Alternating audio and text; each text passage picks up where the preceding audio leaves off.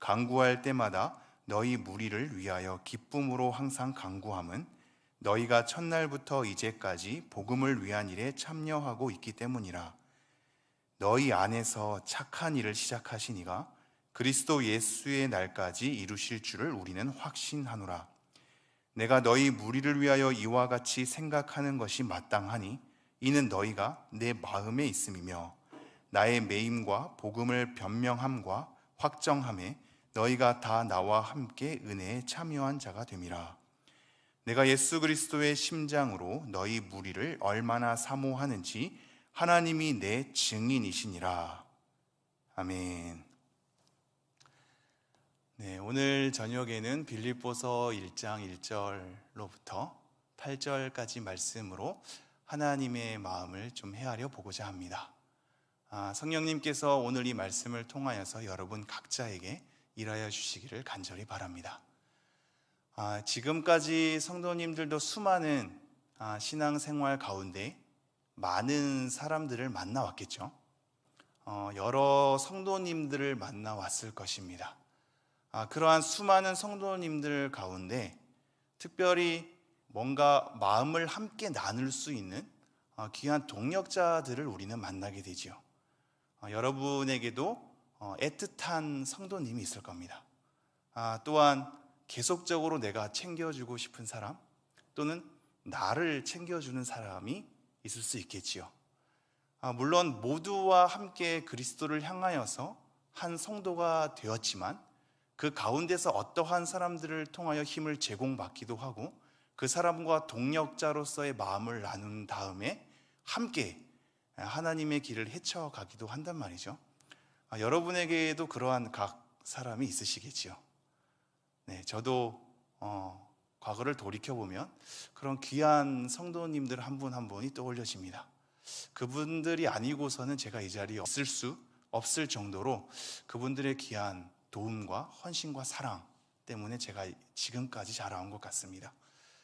특별히 바울에게도 빌립보 교회 성도님들이 굉장히 애틋했던 것 같습니다. 빌립보 교회를 세울 당시의 상황 또한 그랬고 특별히 빌립보 교인들은 바울을 끝까지 지지하고 응원해주고 마음을 함께 나눠줬으며 도와줬기 때문입니다. 항상 도와주는 관계 속에 있다는 것은 쉽지 않지요. 우리가 가족끼리도 많이 다투기 마련인데요. 함께 이렇게 끝까지 나와 마음을 나누고 하나님을 위해서 애쓰도록 동역하는 관계를 갖기란 쉽지 않을 것입니다. 바울에게는 특별히 더욱더 그랬을지도 모르겠습니다. 왜냐하면 지금 빌립보 교회는 2차 전도 여행 때 세워지거든요.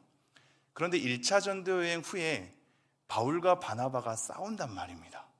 마가라 하는 요한을 함께 데리고 갈까 말까에 대해서 다툰단 말이죠. 특별히 크게 다툰다라는 표현을 씁니다. 굉장히 본인들의 성정을 드러낼 정도로 거칠게 싸웠던 것으로 추정됩니다.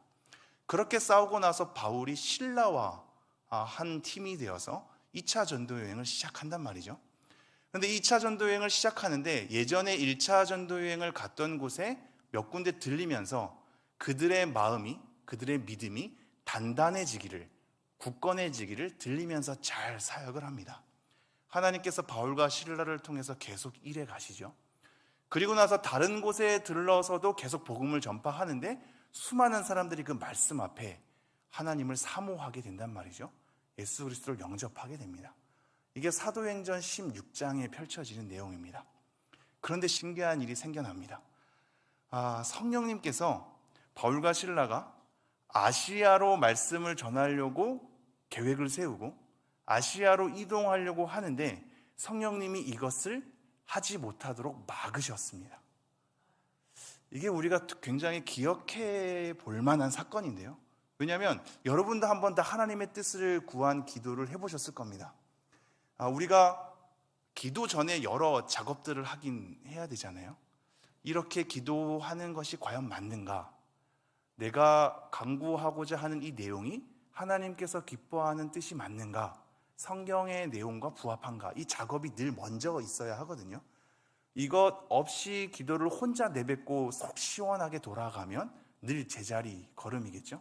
그래서 기도는 어떻게 보면 기도를 우리가 내뱉기 이전에 우리에 대한 마음을 하나님 앞에 점검하고 하나님의 뜻에 맞게 조정하는 것부터 시작되는 것을 여러분은 이미 다 알고 있을 것입니다. 이러한 작업 가운데 하나님께서 기뻐하시는 뜻이 맞는 것 같은 여러 선택지들이 있죠. 그런데 그런 선택지 가운데 하나님, 제가 이것을 합니까 하지 맙니까? 라고 기도를 많이 해보셨을 겁니다. 그렇죠? 이런 기도를 할 때 하나님께서 너 그거 하지 마 라고 응답받으신 분이 뜻인가요? 사실 거의 그러지 않습니다. 여러분의 과거의 삶을 돌이켜 보십시오.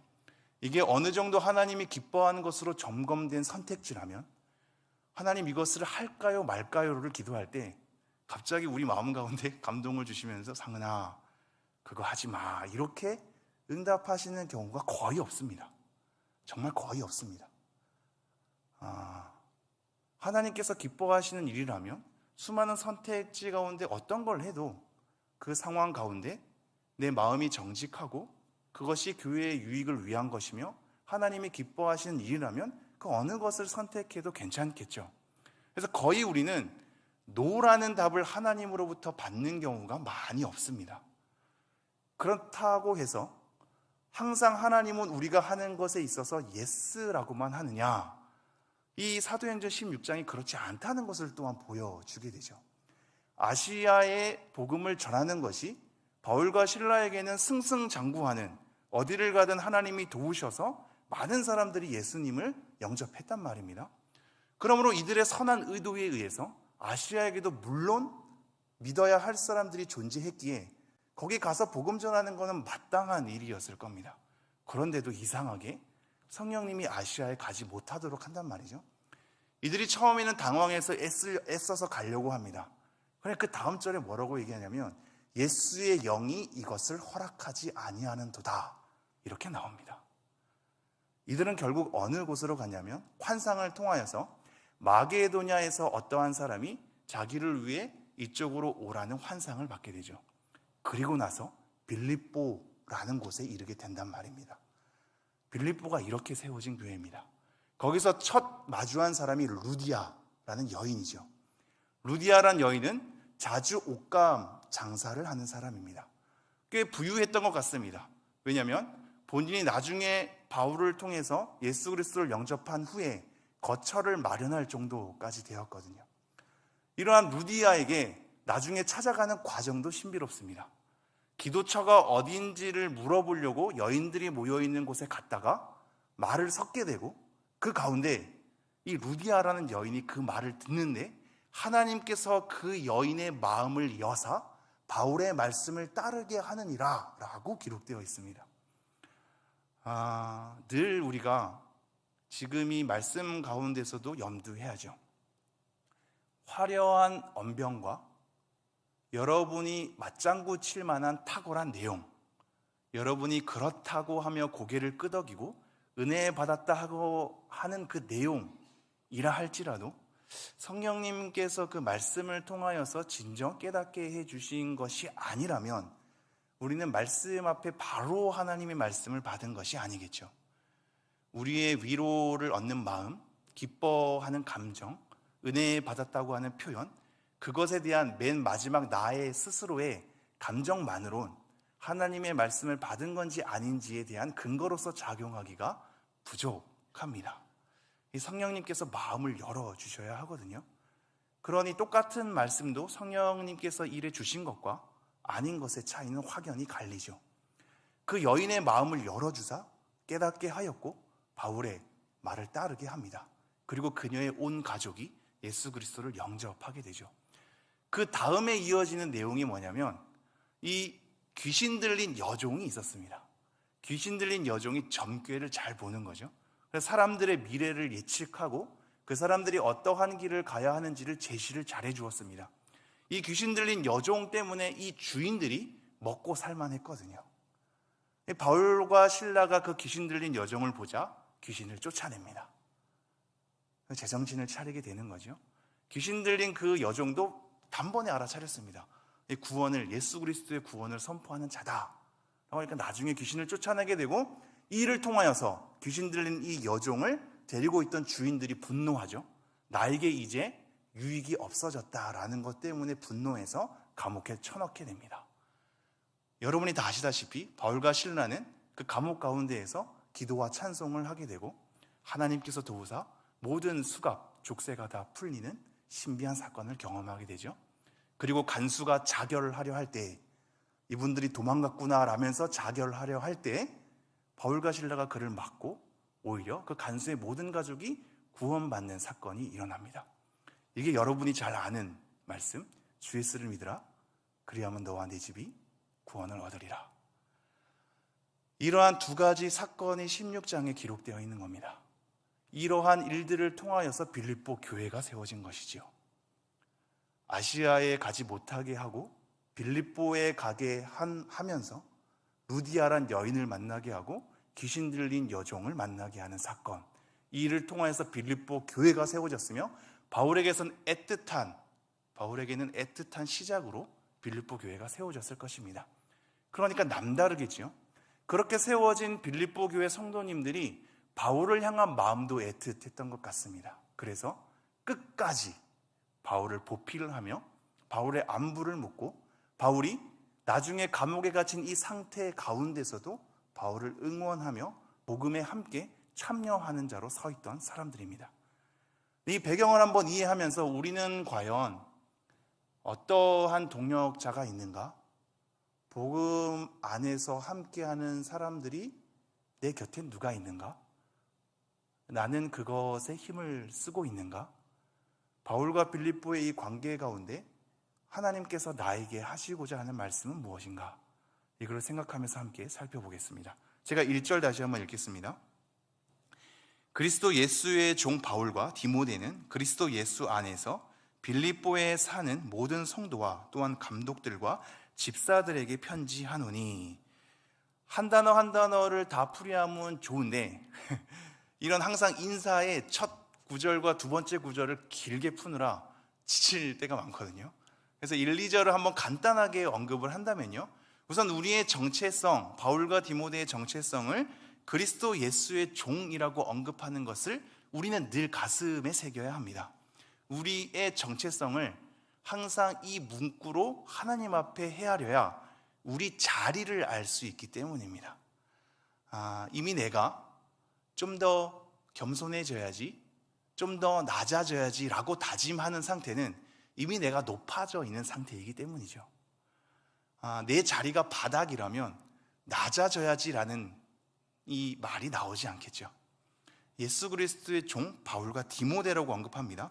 이 저자가 바울과 디모데라고 소개하고 있지만 사실상 나중에 밑구절을 가보면 다 나라는 표현을 쓰거든요. 그러므로 실질적인 저자는 바울입니다. 그런데 디모데가 지금 마음을 함께 하고 있으며 빌립보 교인들과 소통을 하고 있는, 교제를 하고 있는 자이기에 그 마음을 함께 전달하는 겁니다. 이런 바울과 디모데는 그리스도 예수 안에서 빌립보에 사는 모든 성도라고 표기하고 있습니다. 그리스도 예수 안에서 사는 사람들, 이것이 또한 우리여야 하겠죠. 그리스도 예수 안에서 오늘 하루도 우리는 살아가는 성도였을 것입니다. 그렇게 감독들과 집사들에게도 편지합니다. 이 부분이 사실은 독특한 표현들인데요, 다른 어떤 인사에서도 감독과 집사라는 직분을 명확하게 거론한 인사는 거의 없습니다. 빌립보에서 이렇게 등장하게 되거든요. 그러나 오늘날에 우리의 직분이 나눠진 것처럼 이때 시대는 나눠지진 않았습니다. 그러므로 오늘날 직분을 이때 시대의 직분과 바로 대조하는 건 어려우나, 그때 시대에도 집사와 나름대로의 장로 또는 감독을 세워서 함께 교회를 꾸려가는 질서는 있었단 말이죠. 그럼 우리가 한번 사도행전 20장으로 잠깐 넘어가 보겠습니다. 사도행전 20장으로 잠깐 넘어갔다가 다시 한번 돌아와 보죠. 사도행전 20장 28절을 제가 읽겠습니다. 28절. 여러분은 자기를 위하여 또는 온 양떼를 위하여 삼가라. 성령이 그들 가운데 여러분을 감독자로 삼고 하나님이 자기 피로 사신 교회를 보살피게 하셨느니라. 이 에베소 장로들을 초청해서 고별 설교하는 장면이거든요. 그 내용이 아주 기가 막히죠. 교회 지도자들을 향해서 뭐라고 얘기하냐면, 여러분은 자기를 위하여 또는 온 양떼를 위하여 삼가라, 주의하라, 경계하라. 성령이 그들 가운데 여러분을 감독자로 삼고, 즉 리더로 삼고, 하나님이 자기 피로 사신 교회를 보살피게 하셨느니라. 사실 이 감독이라는 이 표현이 이 돌아보다라는 의미가 담겨져 있습니다. 교회의 리더는 성도님들을 돌아보고 보살피는 역할인 거죠. 이게 지금 이 내용에 나와 있는 거거든요. 왜 이런 보살핌이 필요하냐면 29절, 내가 떠난 후에 사나운 이리가 여러분에게 들어와서 그 양떼를 아끼지 아니하며, 사나운 이리가 우리 가운데 유입이 된답니다. 30절, 또한 여러분 중에서도 제자들을 끌어 자기를 따르게 하려고 어그러진 말을 하는 사람들이 일어날 줄을 내가 아노라.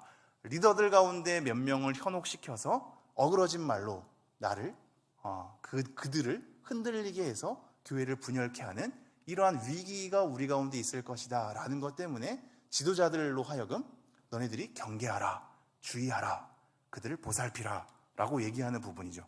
이렇게 감독자가 있다란 말입니다. 다시 한번 빌립보서로 넘어와세요.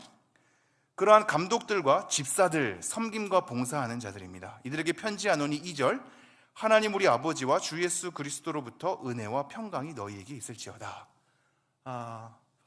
은혜와 평강이 있을지어다의 인사는 우리 가운데 늘 계속되어야 할 것입니다. 올 한 해 우리 삼영의 교회 표어가 서로 먼저 문안하라잖아요. 이때 당시에는 다 문안했거든요. 그러니까 문안이라는 단어 표기 자체로 편지를 많이 했습니다. 내가 너희에게 문안하노라. 바울도 곳곳에서 그런 표현을 쓴단 말이죠. 그런데 좀 더 구체적으로 바울은 그 문안의 인사의 내용을 은혜와 평강이라고 얘기를 합니다. 곳곳에서 이 말씀은 등장하죠. 은혜와 평강이 너희에게. 한번 인사해 볼까요? 각 옆 사람에게 은혜와 평강이 있기를 원합니다 라고 한번 인사해 주시죠. 네, 감사합니다. 은혜와 평강이 우리 가운데 있어야 합니다. 우리로 하여금 길러낼 수 없는, 우리에게 원인이 없는 하나님께서 주시는 은혜, 그리고 그 은혜를 통하여서 하나님과의 관계가 평화롭게 펼쳐지는 평강이 우리 가운데 있어야 하며, 이것이 너무나 중요한 내용이 되겠죠. 그래서 우리는 서로에게 하나님의 은혜와 평강이 있기를 서로에게 인사하며 바라야 할 것입니다. 3절 읽겠습니다. 내가 너희를 생각할 때마다 나의 하나님께 감사하며. 바울은 이들을 먼저 인사한 다음에 감사하고 있습니다. 원래 감사하다라는 단어가 먼저 등장하거든요. 너무 감사한 거죠. 왜 감사하냐면 이들을 생각하니 감사한 겁니다. 이들을 생각하니 왜 감사할까요? 이것은 두 가지입니다. 이들의 존재 자체를 생각할 때 너무나 감사한 겁니다. 두 번째는 이들이 나에게 섬긴 일들, 바울을 끝까지 보필했거든요. 지금 감옥에 갇힌 상태인데, 감옥에 갇힌 상태에서도 빌립보 교인들을 챙겼단 말입니다. 그 일이 생각나니 감사한 겁니다. 즉 두 가지입니다. 그 사람 존재 자체를 떠올렸을 때 감사한 거고, 그들이 나에게 행한 선한 일이 떠올려지니 감사한 겁니다. 여러분에게 이러한 감사의 내용이 많았으면 좋겠습니다. 어떠한 성도님들을 떠올릴 때 그를 생각할 때마다 감사함이 있고, 그가 나에게 베풀어준 은혜, 선한 일을 통하여서 감사가 우리 가운데 있는 거죠. 이러한 묵상이 잘 점검되어야 합니다. 안 그러면 우리의 삶이 강팍해지기 때문입니다.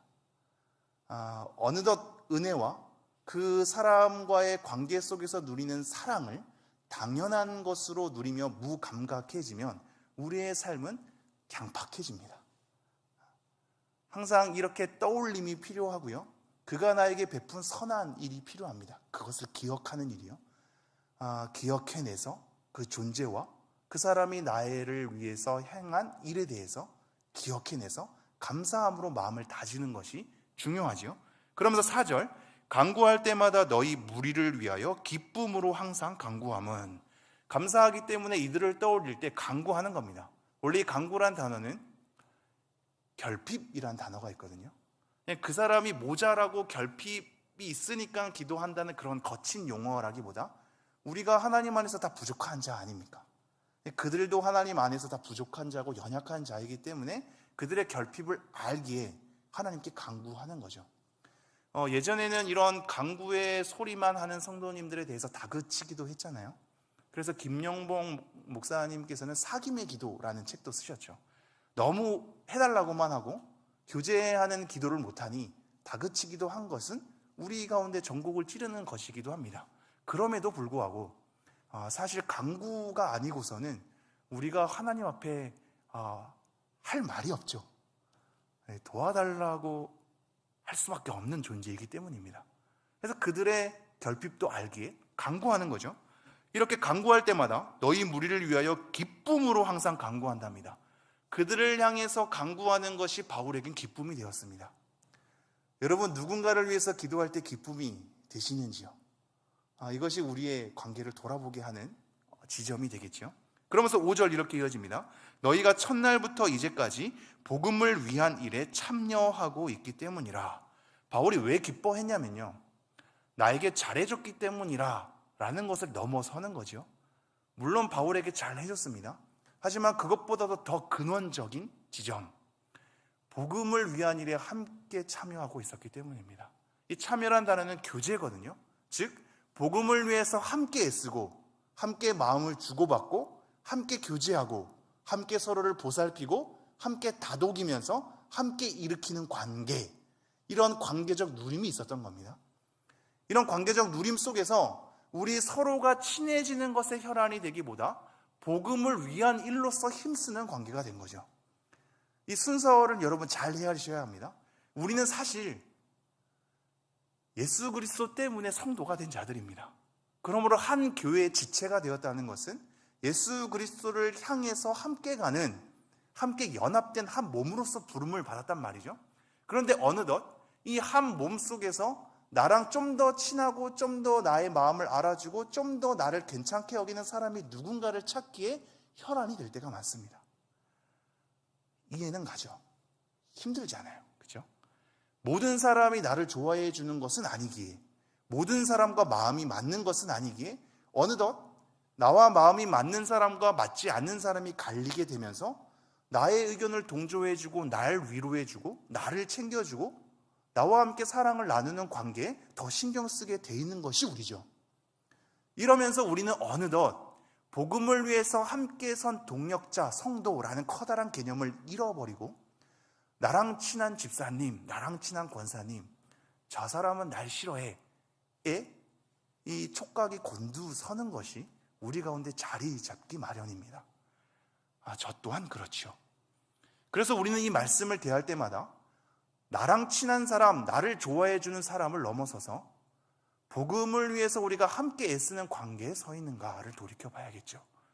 그러한 관계로 넓어진다면 나랑 조금 다르더라도 복음을 위해서 함께 애쓰는 것이 목격된다면 우리는 한 성도, 한 교회로서의 관계를 잃지 않을 수 있을 것입니다.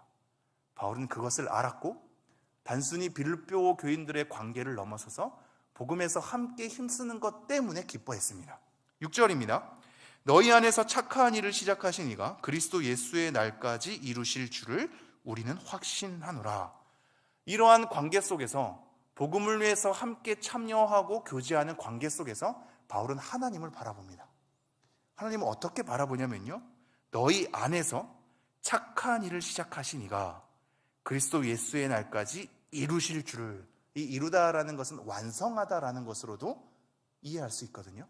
너희 안에 착한 일을 시작하신 이가 예수의 날, 마지막 날에 이를 때 그것을 완성하실 줄을 나는 확신한다입니다. 이것이 너무나 중요한 구절입니다. 우리로 하여금 느슨해지지 않고 지치지 않고 쓰러지지 않고 우리의 연약함 때문에 주저하지 않도록 하는 말씀이 바로 이 구절입니다. 우리 안에 이미 시작하신 것은 하나님이셨습니다. 우리가 선한 것을 만들어내지 않았단 말입니다. 빌립보와 바울의 관계 가운데서도 그러한 선한 일을 시작하신 이는 하나님이셨습니다. 빌립보의 열심으로 만들어진 게 아니란 말입니다. 바울의 열심으로 만들어진 것이 아니란 말입니다. 그런데 우리는 어느덧 열심을 가하다 보면 내가 열심히 하면 결과가 많이 생기고 열심히 안 하면 그만큼 생기지 않는 것을 자꾸 경험하기에, 즉 우리는 원인과 결과가 있음을 자꾸 목도하기에 어느덧 나의 열심이 원인이 될 때가 있습니다. 내가 마치 착한 일을 시작하신 것처럼 말이죠. 그래서 바울은 명확히 하고 있죠. 우리 가운데 복음을 함께 힘쓸 수 있는 근원이 무엇인가?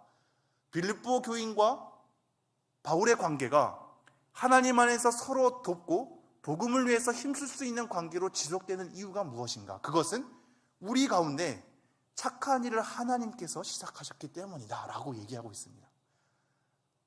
은혜라는 것은 바로 여기서부터 출발합니다. 우리에게 원인이 없단 말입니다. 그런데 마치 우리의 열심이 원인인 것처럼 삼아버리는 것은 굉장한 교만입니다. 그리고 성경을 잘못 읽어내는 겁니다. 우리 안에 착한 일을 시작하시고 그것을 완성하시는 것은 하나님입니다. 마치 내가 나의 열심에 도취되어서 내가 마냥 이것을 하지 않으면 교회가 위기가 올 것만 같고 이것을 해야 교회가 생기가 돌 것만 같은 것으로 나를 원인으로 삼는 것은 착각입니다. 지금 제가 말하는 것은 우리의 열심이 필요 없다는 얘기가 아닙니다. 근원이 무엇인가? 시작이 무엇인가? 그것을 완성케 하는 사람이 누구인가를 얘기하고 있습니다. 우리 안에 착한 일을 시작하신 이가 그것을 완성해 가는 것 또한 하나님입니다. 그러기에 이 일은 지금 빌립보 교회가 어떠한 착한 일, 그 일을 완성하는 것만 얘기하지 않고 우리의 존재의 완성까지 달려 있습니다. 내 안에서 나를 부르시고 내 안에서 착한 일을 시작하셔서 나를 자녀로 삼은 그분이 내가 어떠한 연약함과 어떠한 곤두박질 치는 우리의 우둔함과 우리의 어리석음에도 불구하고 나를 자꾸자꾸 회개의 길로 인도하셔서 다시 한번 새롭게 하시고 성령님이 이끄시는 대로 살아내도록 기다려주시며 교회를 보존하사 그를 목회하고 끝까지 끄집어내는 상황으로 결국 예수의 날에 이르게 하는 하나님의 신실함, 이것 때문에 우리는 하나님과의 관계가 끊어질 수 없으며 교회로서 한 몸 된 연합된 관계가 끊어질 수 없는 것입니다. 하나님 때문입니다. 이러한 은혜가, 하나님의 신실함이 우리를 게을르게 할 수 없습니다. 그것은 이론적으로 가능합니다. 진정한 믿음을 가진 자가 하나님께서 시작하시고 이루신다라는 하나님의 주권을 강조하게 될 때, 그렇다면 나는 아무것도 안 해도 되네 라고 하는 것은 이론적으로 하나님의 주권을 무시하는 경향 가운데 나오는 결론입니다. 진짜 믿는 사람은 그럴 수 없단 말입니다. 하나님의 은혜가 이렇게 큰데, 하나님의 신실하심이 이렇게 큰데 그럼 나는 아무것도 안 해도 된다라고 생각할 수 있다고요? 그것은 불가능합니다. 믿음이 없는 자이기 때문에 가능하겠죠. 진짜 믿음이 있는 사람들은 하나님의 주권 때문에 움츠러들지 않습니다. 오히려 하나님이 일하시니 우리 또한 일하게 됩니다. 우리에게 거룩을 요구하시는, 우리에게 신실함을 요구하시는, 우리에게 충성을 요구하시는, 우리에게 성령의 열매를 맺기를 원하시는 하나님의 요구가 하나님의 관계 가운데 계속적으로 읽어낼 수 있기에 하나님의 주권의 위대함을 경험하면 경험할수록 우리는 우리의 책임을 회피할 수 없게 되죠. 그것이 믿음 가진 자가 성경을 바로 읽어내는 자세입니다. 그 말씀이 지금 6절에 담겨 있는 것입니다. 너희 안에서 착한 일을 시작하신 이가 그리스도 예수의 날까지 이루실 줄을 우리는 확신하노라. 그러면서 7절 이렇게 이어지죠. 내가 너희 무리를 위하여 이와 같이 생각하는 것이 마땅하니 이는 너희가 내 마음에 있음이며 나의 매임과 복음을 변명함과 확정함에 너희가 다 나와 함께 은혜에 참여한 자가 됨이라. 바울이 이러한 확신을 할 수 있는 이유가 나옵니다. 우리는 이 장면에서 여러 가지를 생각해야 하는데요. 확신을 할 수 있습니다. 바울이 지금 확신하고 있지 않습니까? 지금 이것이 여러 가지 갈래로 잘 생각해야 됩니다. 한때는 구원의 확신을 많이 강조할 때가 있었습니다. 마치 우리가 확신한 것이 나의 구원을 가져다 주는 것처럼 말입니다. 그러므로 그 성도 한 명이나 우리 교육부서의 아이들이 너네 지금 구원의 확신이 없다고? 구원의 확신해야 돼. 믿어, 확신해. 이것을 굉장히 강요하면서 심었단 말이죠. 그래서 여러분 여기서 점검해야 될 부분이 우리의 확신이라는 이 감정 자체가 구원을 가져다 주진 않습니다. 그 사람이 잘못 확신할 수 있지 않습니까? 믿음을 가지지 않았는데 하나님과 예수 그리스도와 성령님을 정말로 성경의 말씀대로 제대로 믿지 않는데 나는 구원받았어 라는 것으로 잘못 확신할 수 있단 말입니다. 그런데 그 잘못된 확신을 가지고 자기 구원을 보장받는다고 생각하고 있으니 그것은 어리석은 것이죠. 우리의 확신이란 감정의 상태가 구원을 가져다 주지 않습니다. 예수 그리스도를 믿는 믿음이 예수가 이루신 의를 통하여서 하나님께서 우리를 보시기에 의롭다고 여겨주사 받아주심을 통해서 우리가 구원을 얻는 거죠. 그렇죠? 확신은 확신 때문에 구원이 가져다 주는 것이 아니라 구원을 받은 사람이 성경 말씀에 따라 하나님의 내용을 읽어보니 그 신실한 때문에 하나님이 이루신 그 사역의 변함없음 때문에 내가 가질 수 있는 최후의 감정입니다. 그래서 우리 장로교의 역사 가운데서는 확신을 가질 수 있다라고 주장하는 부분과 확신이라는 것이 그렇게 간단하지만은 않다라고 주장하는 신앙 고백서들이 질비합니다. 이것은 간단하지 않습니다. 우리의 성향에 따라 더욱 그렇습니다.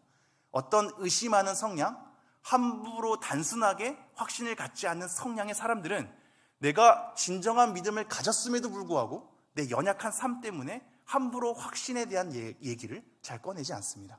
성향에 따라 갈라질 수 있단 말입니다. 그러나 우리는 그것이 어렵다고 한다 하더라도 오늘 말씀해 볼 때 바울이 확신하고 있음을 눈으로 목격하게 됩니다. 다른 사람이 믿음이 있는지 없는지 당신이 어떻게 합니까? 당신이 구원받았는지 어떻게 합니까? 성경을 따라 읽어 내려가다 보면 확신할 수 있음을 보게 되죠. 지금 바울은 빌립보 교인들에 대한 믿음의 상태를 보면서 너희 안에서 착한 일을 시작하신 이가 그리스도 예수의 날에 그 모든 것을 이루실 것을 내가 확신한다라고 얘기하고 있기 때문입니다. 이 두 가지 관리를 우리는 다 이해해야 합니다. 성경에 따라 확신할 수 있고 때로는 우리 성향에 따라 확신이 어려울 수도 있습니다. 이 두 가지가 우리 신앙생활에 다 경험하기 때문에 단순하게 하나로 단초일 수는 없는 것이지요. 그러면서 7절 후반부에 이렇게 되죠. 이는 너희가 내 마음에 있음이며 나의 매임과 복음을 변명함과 확정함에 너희가 다 나와 함께 은혜에 참여한 자가 됨이라. 갑자기 진지하게 말씀을 나누다가 제가 이 말씀으로 가서 조금 민망하긴 한데요. 그 드라마 중에 그런 내용이 있습니다. 박신양이 얘기했나요? 내 안에 너 있다. 이 대사 기억나시죠? 그게 지금 2000년 전에 바울이 먼저 한 대사입니다. 이 성경 말씀을 따서 지금 작가가 아마 내용을 하지 않았나 싶은데요. 잘 보십시오. 이는 너희가 내 마음에 있음이며. 지금 바울의 마음 가운데는 빌립보 교인들이 있었습니다. 이거는 또 다른 번역이 가능하거든요. 빌립보 교인들 마음속에 내가 있다라는 것도 번역이 가능합니다. 서로에게 마음이 있는 겁니다. 서로 복음을 위해서 함께 힘썼던 교제가 있었기에 너 안에 내가 있고 내 안에 너가 있다라는 것이 확인된 상태지요. 그러면서 그들의 삶은 어땠는가? 나의 매임과 복음을 변명함과 확정함에 너희가 다 나와 함께 은혜에 참여한 자가 되었기 때문이다 라고 얘기하고 있습니다. 복음에 힘써서 함께 교제한 것이 그냥 마냥 나 믿어, 응원해, 기도할게 정도가 아니었지요. 이들의 삶이 정말로 그들 안에 예수 그리스도가 우리의 하나님이 착한 일을 시작하셨고 끝까지 완성할 것이라는 것에 대한 믿음으로서 확신할 수 있었던 이유는 그들 가운데 우리의 교제가 복음을 위해서 함께 힘썼던 교제며 그 내용은 내가 매였을 때나 복음을 변명함, 즉 변증하는 겁니다. 복음에 대해서 내가 변증하고 확증함, 내가 이것에 대해서 확고히 변호하면서 이것을 완벽하게 선포했던 상태, 이 모든 과정 가운데 너네들이 함께 참여했다. 하나님께서 그렇게 베푸신 은혜, 함께 교제함으로 애썼다라는 겁니다. 그러므로 여러분, 이 가운데 우리가 이것을 읽어내야 됩니다. 우리는 한 성도의 고난에 함께 참여하는 것을 마땅한 복음의 내용으로 삼아야 합니다. 바울이 매인 것에 대해서 이렇게 얘기하지 않죠. 바울이 이제 능력이 다 했나 보다. 효험이 떨어졌나 보다. 왜 붙잡혔지? 하나님의 능력으로 쇠사슬을 다 뚫고 나와야 되지 않나? 이제는 귀신을 쫓아내거나 쇠사슬을 끊는 천사의 도움이란 바울에게 존재하지 않는 건가? 하나님께서 그를 사용하신다면 승승장구하며 복음이 전파돼야 되는데 왜 그가 고난을 당하고 있지? 바울이 뭔가 잘못한 건 아닐까? 죄를 지어가지고 저렇게 갇혀있는 건 아닐까? 이런 수많은 의심의 눈초리가 현실적인 신앙 가운데 우리에게 등장하지 않습니까? 지도자가 병들었을 때, 어떤 성도님이 아팠을 때, 사업이 망했을 때 우리는 숱한 내용으로 내가 어떠한 죄를 지어서 그런 건 아닐까? 이러한 것에 의심의 눈초리를 스스로에게 많이 향한단 말이죠. 그러나 우리가 한 가지 기억해야 할 것은, 고난은 복음을 안고 하나님께 끝까지 가는 과정 가운데 필수적으로 경험하는 일입니다. 이것에 지금 빌립보 교인들은 함께 마음을 쓰고 있습니다. 바울의 매임과 갇힘에 함께 마음을 쓰면서 그를 위로하고 같이 버텨내고 있습니다. 같이 뭘 한다고요? 버텨내고 있습니다.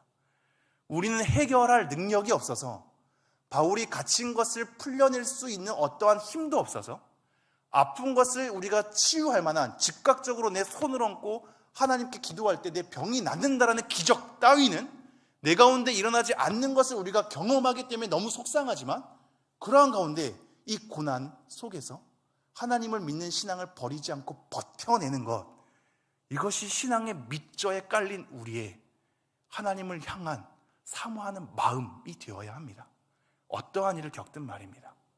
설날 명절 가운데서 우리는 다양한 일을 겪었을 것입니다. 잘해보고자 한 것에 오히려 싸움이 일어날 수도 있고요. 오랜만에 본 형제, 친척들 가운데에서 마음이 안 맞는 걸 또 확인할 때도 있죠. 이모저모를 우리는 다 경험합니다. 하나님은 그렇게 경험하도록 우리의 삶 가운데 그것을 초청하고 있고, 우리는 다양한 것들을 가슴에 아는 채 버텨내고 있죠. 코로나 시기도 우리는 버텨내고 있으며, 교회의 어려움도 우리는 버텨내고 있습니다. 버텨내는 신앙 가운데 갇힘과 매임에 대해서 함께 마음을 쓰고 있는 겁니다. 그리고 복음을 변증하는 것, 나의 망함이 있을지라도 예수 그리스도의 이루시는 그 복음의 신실함은 절대 망하지 아니하리라. 나는 갇히고 죽어 없어진다 한들 나를 향한 하나님의 사랑은 결코 없어지지 아니하리라. 이러한 복음의 변증이 있고 확증이 있었던 겁니다. 이것에 마음을 함께 하고 있죠. 마지막 8절입니다. 내가 예수 그리스도의 심장으로 너희 무리를 얼마나 사모하는지 하나님이 내 증인이시니라. 예수 그리스도의 심장이라고 할 때 이 심장이란 단어가 현창학 교수님이 계속 2주간 걸쳐서 계속 얘기한 스플랑크논이라는 단어인데요, 창자란 단어입니다. 창자, 폐, 심장, 이 모든 것으로 다 번역이 되거든요. 그래서 국률, 자비 이런 것으로도 번역이 되죠.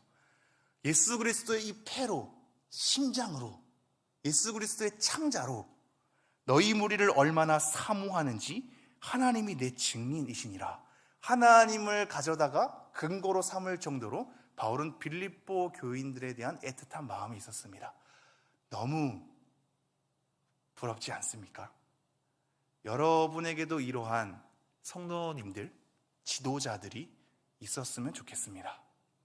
정말로 사모하는 관계, 그래서 복음에 함께 힘쓰는 관계, 우리가 혼자 늘 당당할 수 없어서, 혼자 하나님 앞에 늘 제대로 설 수 없어서 기도하고 집에 돌아가면 버럭하는 우리이기에, 그 사람을 사랑한다고 하면서 돌이켜서 질투하는 우리이기에, 그 사람에게 잘해주겠다고 다짐하면서 엎어버리는 우리이기에, 그리고 너무나 이기적인 우리에게 우리 자신을 볼 때에는 전혀 제대로 설 만한 근거가 없죠.